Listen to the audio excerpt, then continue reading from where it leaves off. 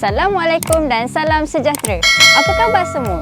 Bersama saya, Ani Zulaika, hos anda untuk episod kali ini dalam rancangan Bacaan Kegemaran Saya atau BKS. Pada episod kali ini, BKS akan disampaikan oleh Puan Nurizan binti Sulaiman, Pengarah Jabatan Kawalan Bangunan Dewan Bandaraya Kuala Lumpur. Jom kita saksikan. Assalamualaikum warahmatullahi wabarakatuh dan selamat pagi. Selamat datang ke program Bacaan Kegemaran Saya Perpustakaan Kuala Lumpur di Dataran Merdeka.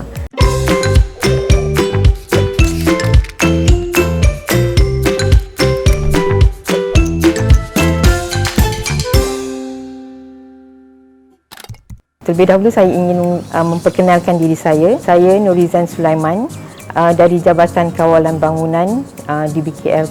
Okey, hari ini saya memilih tajuk Keajaiban Terapi Minda.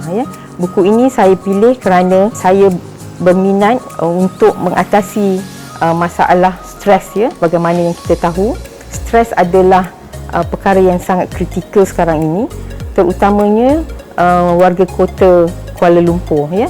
Penulis ini juga adalah terdiri pada pakar-pakar, iaitu pakar hipnosis, iaitu Haji Abdul Latif bin Ibrahim, dan juga pakar psikologi Dr. Raja Kamariah Raja Muhammad Khalid. Buku ini telah diterbitkan pada tahun 2015. Terdapat 6 chapter semuanya. Dia sangat simple dan mudah difahami. Terutama orang-orang yang di bidang psikologi, saya rasa perlu mendapatkan buku ini kerana cara penulisan yang sangat ringkas dan juga menarik. Dalam buku ini, secara isinya, poin yang penting adalah bagaimana kita tingkatkan potensi dan kecemerlangan diri kita dengan mengadakan gerakan, iaitu yang dipanggil brain gym. Brain gym ni adalah satu exercise yang sangat penting yang boleh diamalkan oleh semua golongan, daripada kanak-kanak dan juga orang dewasa. Sekiranya kita seorang yang normal, kita akan boleh meningkatkan potensi diri kita, dan sekiranya ada kanak-kanak atau anak-anak kita yang bermasalah dari segi membaca, mengira dan menulis, mereka boleh gunakan cara-cara senaman yang terdapat di dalam buku ini untuk mempertingkatkan keupayaan membaca, mengira dan menghafal. Senaman yang disarankan di sini juga dapat membantu.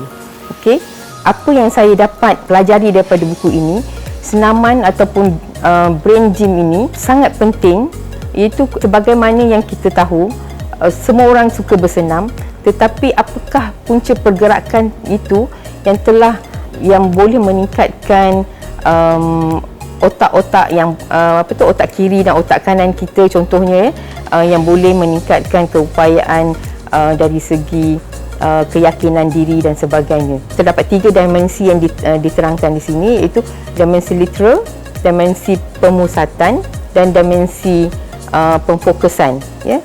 Literal ini berkaitan dengan membaca, menulis dan mengira, dan pemfokusan adalah untuk kita mengawal emosi kita.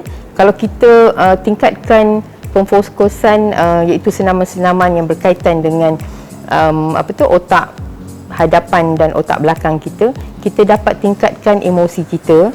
Sekiranya kita ada masalah dari segi stres dan sebagainya, kita dapat mengurangkannya.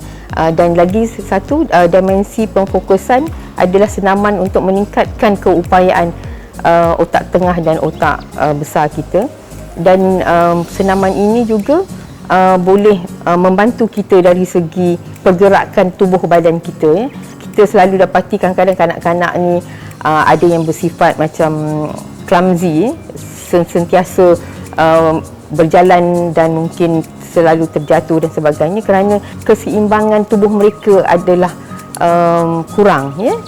Pernafasan ni adalah satu senaman yang sangat basic yang kita perlu lakukan setiap hari, yang boleh meningkatkan oksigen mengalir di dalam otak ke dalam otak kita dan juga dapat melancarkan peredaran darah kita. Dengan pernafasan yang baik, boleh merasa lebih tenang, dan dengan ketenangan itu kita boleh mengawal kita punya emosi dan pergerakan.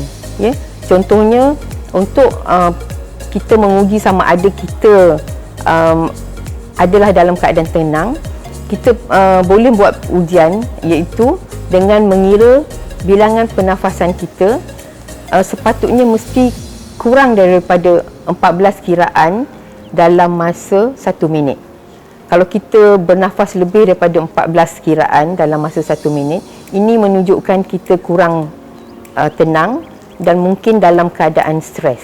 Ya, okey. Buku ini sangat rapat dengan saya, bersesuaian dengan saya sebagai ahli akrab dan juga dipanggil CHEM. Ya, saya adalah pengurusi akrab di BKL. Saya sentiasa berdepan dengan masalah kaki tangan yang dihadapi oleh mereka, dan buku ini banyak membantu saya dari segi macam bagaimana saya ingin meneroka isu-isu yang dihadapi oleh kaki tangan yang bermasalah. Dengan ilmu yang saya ada ini, saya boleh gunakan dan meneroka ataupun memberi nasihat kepada mereka bagaimanakah cara untuk mereka pertingkatkan kualiti kehidupan mereka dengan lebih sempurna dengan menggunakan teknik-teknik pernafasan dan juga senaman, dan termasuklah satu perkara yang lebih penting lagi selain daripada yang saya sebut tadi adalah pemakanan yang baik.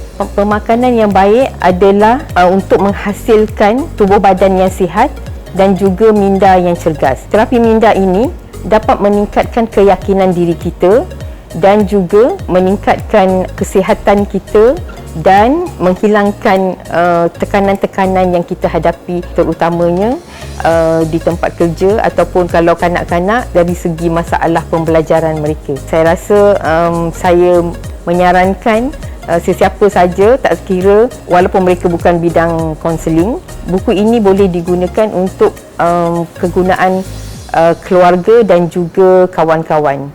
So, boleh dapatkan buku ini di Perpustakaan Kuala Lumpur. Kalau berminat, bolehlah datang. Perpustakaan Kuala Lumpur ini berdekatan dengan Dataran Merdeka. Amalkan membaca untuk meningkatkan kecemerlangan minda kita. Terima kasih.